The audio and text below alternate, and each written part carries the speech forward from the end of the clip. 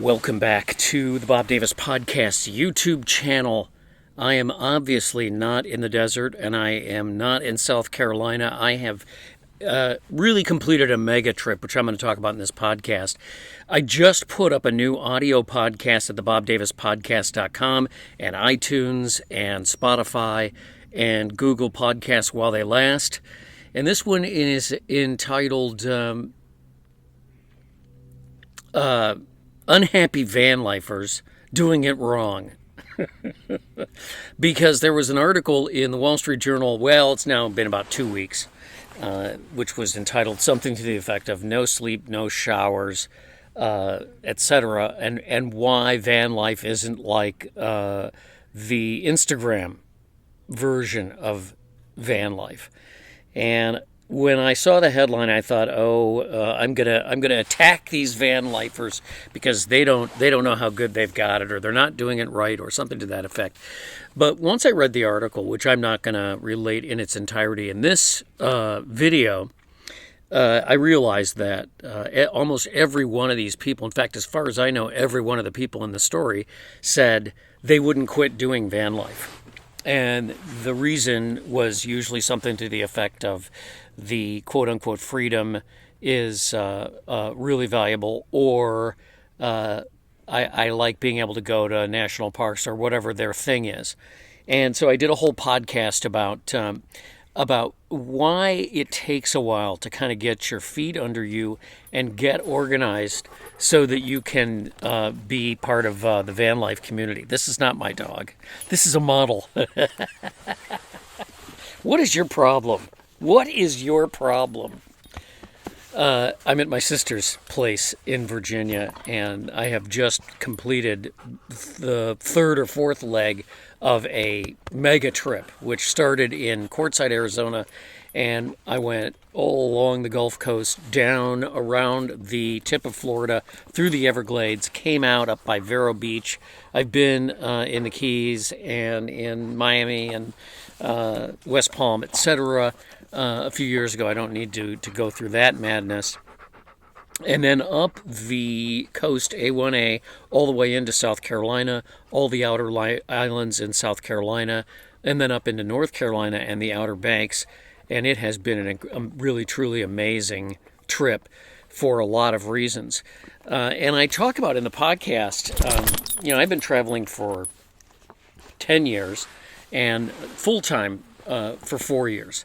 And one of the things I talk about is that you learn so many lessons over time, and you get a lot more organized, and things get a lot easier. The focus of the article seemed to be that van life people were upset because they can't find a place to stay, and you can't take a shower, and dating life sucks, and all of those things. And I think at one point I put a post up on Instagram during this whole period of time that I've been sort of mulling over this article and what to say about it. And I said, if you can't get through the hard part, then you can't really enjoy the truly sublime. And I've been alluding to this theme a little bit over the past few weeks, but I guess I would say that I'll make it a little bit stronger statement. We travel for experience. And I shouldn't even say we. I should say that I travel, or one travels, I believe, for experience. Travel is an incredible teacher. And you learn so much when you travel about the country that we live in, about people.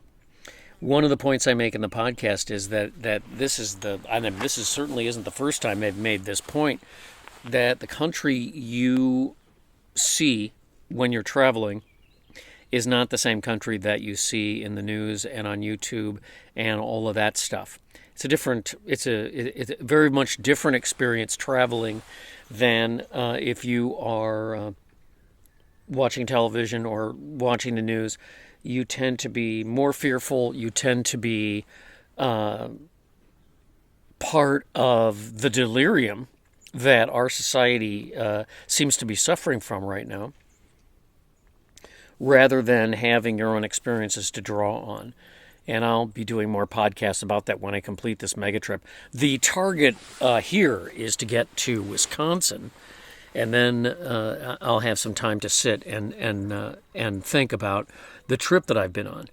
But I mean, here I am in rural Virginia. As you can see from the trees, it's not quite summer here. It's 65, 70. It's beautiful weather, or at least today was. They've had kind of a cold winter, not really a lot of snow, just cooler temperatures. Usually there's some respite from bad winter weather this far south.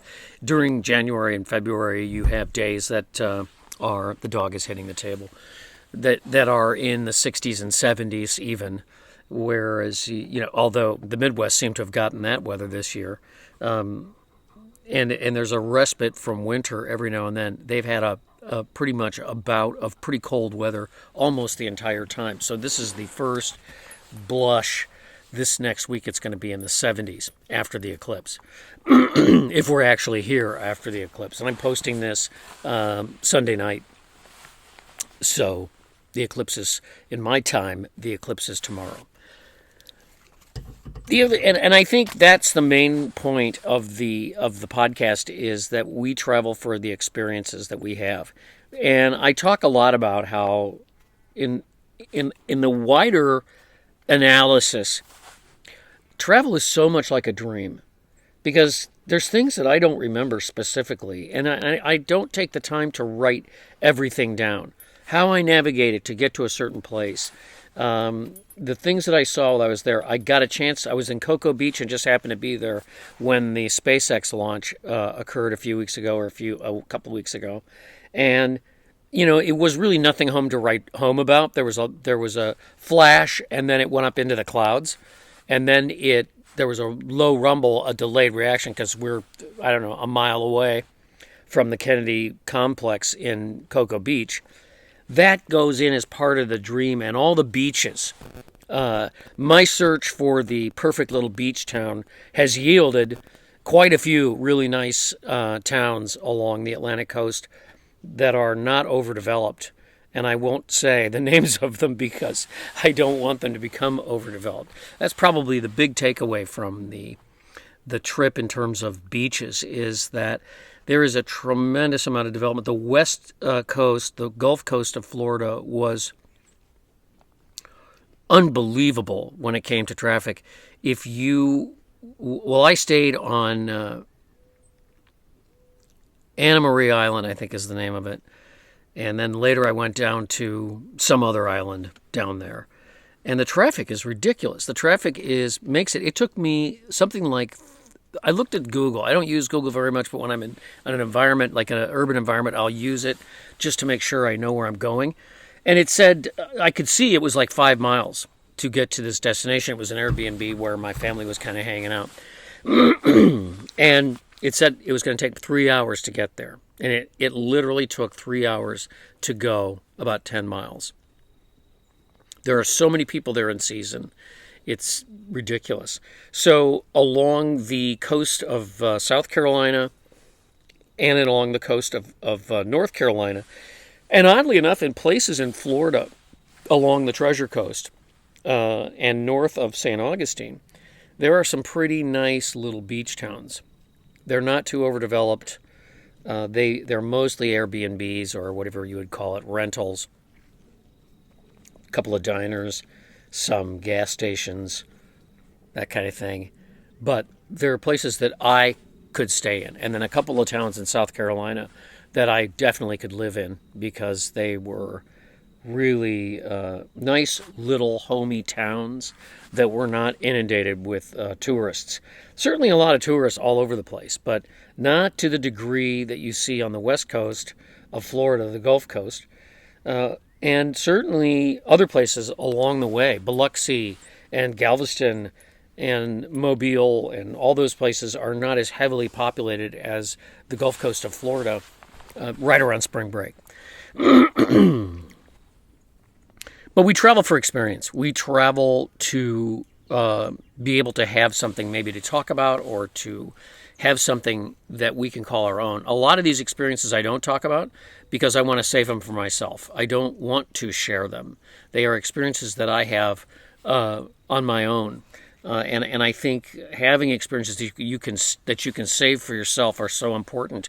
And this year, this fourth year of travel has really been incredible. Now I have another 5 or 6 months, but the end of the third year of travel, getting trapped in the Grand Canyon, not trapped, but stuck there with a mechanical. The time I spent in the desert this winter, some of these events, some of these moments were really, sublime. And the experiences, I think, are what we travel for. Being able to see new places that we haven't been, coming across the Everglades. I haven't done that in a long time. And this was all on 2-lane roads. And that was the other thing. There are little things that I get out of this, which are exclusively for me. I get little experiences out of this that really float my boat. One of them is being able to navigate using maps and being able to navigate flawlessly, to connect up and to save time and save fuel.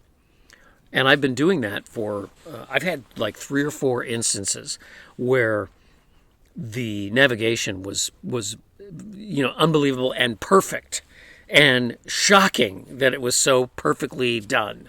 And I love that when that happens. And just being able to travel and go and see and do things. Got a new set of tires, got a couple new alternators. There's always something that happens that you have to deal with. There's always people that you meet. There's always situations that you enjoy. And just so that there were some complaints in the story about truck stops and getting kicked out of places that people want to camp. And I had both of those experiences. Got kicked out of a state park in Florida because I came in at dusk and there was nobody in the window, and I just went to the campsite like you do in a national forest. And if there's no reservation on the little number, you just pull in, and in the morning you go and you do what you got to do. Well, the quote ranger shows up at 3:00 in the morning, and it was more like I think it was 1:30, and just had a fit that I was in there and took pictures of my truck to let the others know, and it was just like, dude, I went to the camp host and I told the camp host I was there, and I asked what I was supposed to do, and she said, just go and deal with it. You got to get up at 8:00 in the morning and go over there. And I guess she forgot that Ranger Jim, or whoever he was, goes around and checks everything in the middle of the night. And these things happen. This time it happened several times, and I think the main reason is it's in season in Florida. Florida has a lot of rules about camping and what you can do and what you can't do, because they have so many people coming in for spring break, especially quote-unquote kids. But this whole trip really has been truck stops, Walmart parking lots, and Cracker Barrels. Put up a short of a RV takeover at a Cracker Barrel in South Carolina that was really incredible. That was an experience. Just 25 RVs in a Cracker Barrel parking lot, because Cracker Barrel lets us stay.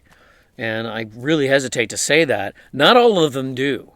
Sometimes local ordinances, which are usually supported by local RV campgrounds, which are ridiculously expensive, and other businesses, don't want you to park at the Walmart or don't want you to park at the Cracker Barrel. They don't want people parking for free. So I'm partial to Walmart parking lots, Cracker Barrels, and of course, if I can get one, truck stops. And I have spent the entire trip staying in Walmart and truck stop and Cracker Barrel parking lots.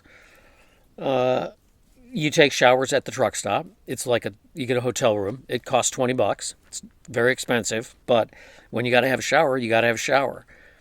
I haven't been eating real good, so this is the first chance I've had to just eat like a normal human being, and that's just my fault. I could have been eating beef jerky and nuts, but I have been getting Chester's chicken, which is really good, and Bojangles, and eating at. I did have brisket at a really great little place in a certain town in South Carolina, which I'm not going to tell people which one it was, because it was just about perfect. So I would say that there's been some hardships, but if you can't deal with the privations, then you aren't going to have any sublime experiences when you travel. So the camping will come in the last leg of this trip, which is, Virginia, up north to Wisconsin, and I'm going to take my time because it's still, early April. I don't want to go up there really until mid-May or the end of May around Memorial Day, because last year, as you know, if you've been listening to the podcast, I had to go up to Minnesota really early. It was like April 1st, and we had 14 or 15 inches of snow, and it went on for more than a few days into the month of Florida. So I'm staying as far south as I can get or want to get. I don't think I'm going to go back down to the Gulf or anything like that. Going across Tennessee, stopping in Missouri someplace, probably heading back up to the Michigan coast of Wisconsin, and then all the way over to where I stay in western Wisconsin. So it's been really an incredible mega trip. Arizona to Sarasota around the bottom of Florida, up to the South Carolina and Georgia coasts, went to Jekyll Island. For those of you that are Fed watchers, I'm sure you get a kick out of that.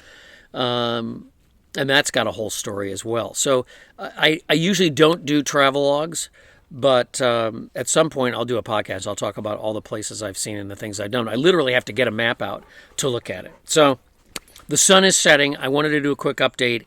Check out the podcast about unhappy van lifers doing it wrong, because these people in this story, all of them to a man said, and woman said that they're not going to quit. So they're really not doing it wrong.